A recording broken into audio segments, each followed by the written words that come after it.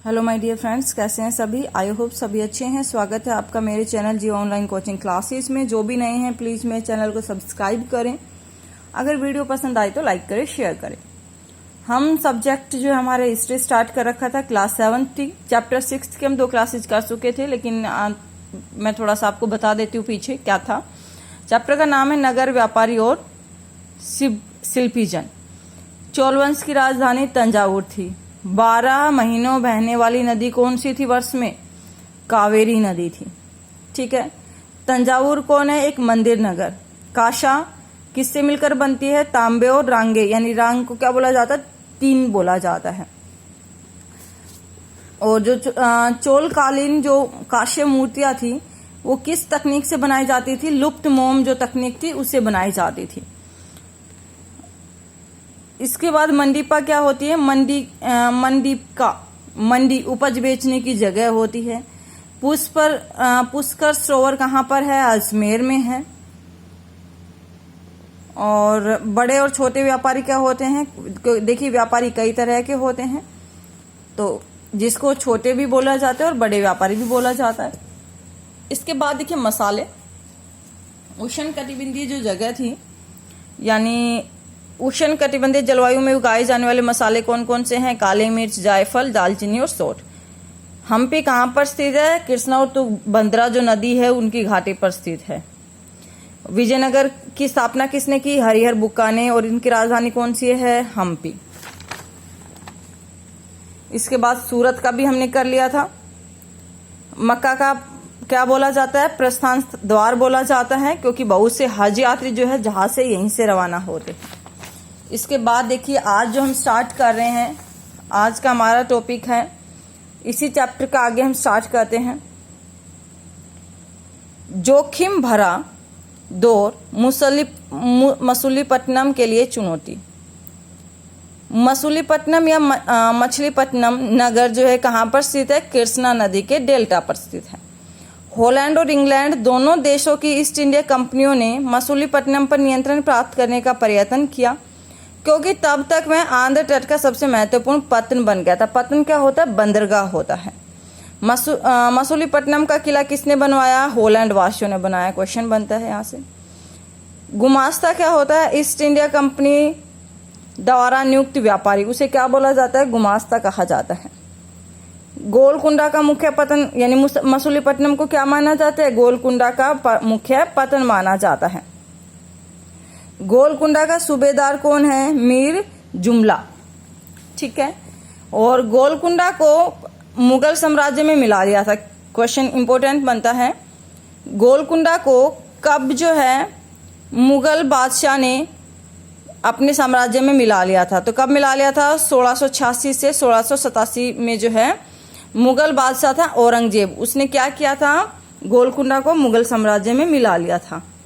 यूरोपीय कंपनियां कौन कौन? जैसे अंग्रेज, हॉलैंड, फ्रांसीसी, डच, डेनिश, ये क्या कहलाते हैं? यूरोपीय।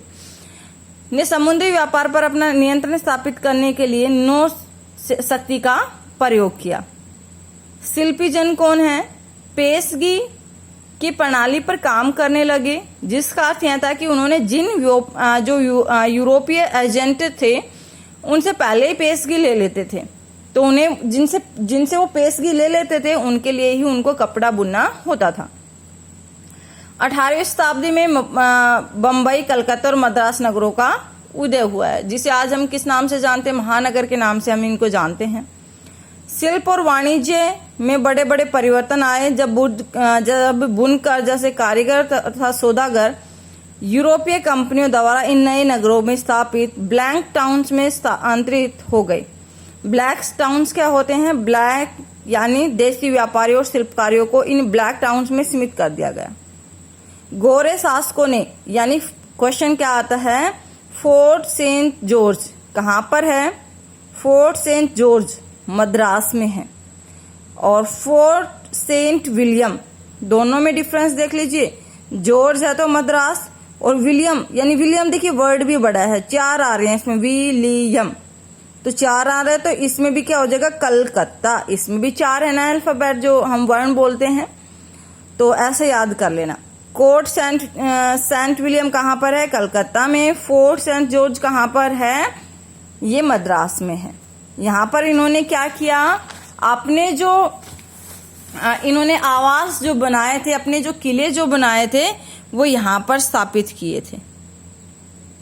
इसके बाद आता है कुछ व्यापारी, कुछ और जैसे पुर्तगाली थे, इटलीवासी थे। इन लोगों ने भारत आना स्टार्ट किया था सबसे पहले। जैसे इंडिया, भारत की खोज किसने की, सबसे पहले भारत कौन पहुंचा, कौन नाविक था, तो इस टाइप से भी क्वेश्चन इंपॉर्टेंट बनता है। तो देखिए, पुर्तगाली नाविक कौन? Vasco da gamma. अटलांटिक महासागर के साथ साथ यात्रा करते हुए केप ऑफ गुड होप से निकलकर, यानी उसने अपनी यात्रा कहां से स्टार्ट की, ऐसे भी क्वेश्चन हो सकता है। तो क्या आएगा? केप ऑफ गुड होप से निकलकर और हिंद महासागर को पार करके भारत पहुंचा। क्या है क्वेश्चन? पुर्तगाली नाविक Vasco da Gama Cape of Good Hope से निकलकर हिंद महासागर को पार करते हुए भारत पहुंचा और उसे अपनी यात्रा को पूरा करने में लगभग 1 वर्ष लग गया। 1 वर्ष से अधिक समय लगा और 1498 ईस्वी में कालीकट पहुंचा। क्वेश्चन आता है कि वास्को डी गामा कालीकट कब पहुंचा? वास्को डी गामा कालीकट 1498 ईस्वी में पहुंचा। अगले वर्ष पुर्तगाल की राजधानी लिस्बन, पुर्तगाल की राजधानी कौन सी है? लिस्बन लौट गया। एक इटलीवासी क्रिस्टोफर कोलंबस ने भारत पहुंचने का मार्ग खोजने के लिए अटलांटिक महासागर को पार करते हुए पश्चिम की ओर यात्रा करने का निश्चय किया, क्योंकि उसे क्या लगा, उसका सोचना था कि पृथ्वी जो गोल है और पश्चिम के द्वारा, यानी पश्चिम दिशा के सहारे ही जो है भारत पहुंचा जा सकता है। तो उसने जो है अलग रास्ता अपनाया था और कोलंबस ने अमेरिका की खोज की थी 1492 में। 2 डेट है, कंफ्यूज मत होना, 1492, 1498। 1498 में पुर्तगाली नाविक वास्को डी गामा भारत पहुंचा था कालीकट मार्ग से होते हुए, ठीक है। 1492 ईस्वी में कोलंबस ने जो है अमेरिका की खोज की थी। तो दोनों याद रख लेना, इंपॉर्टेंट क्वेश्चन है। एग्जाम में एक क्वेश्चन मिल भी सकता है आपको, किसी भी कंपटीशन एग्जाम में मिल सकता है। और एसटेट की तैयारी कर रहे हैं तो आपके लिए बहुत ज्यादा बेनिफिट रहेगा इस चीज का। अपने एग्जाम जो नोट्स वगैरह वो तैयार करने स्टार्ट कर दीजिए अगर किसी ने नहीं की है तो।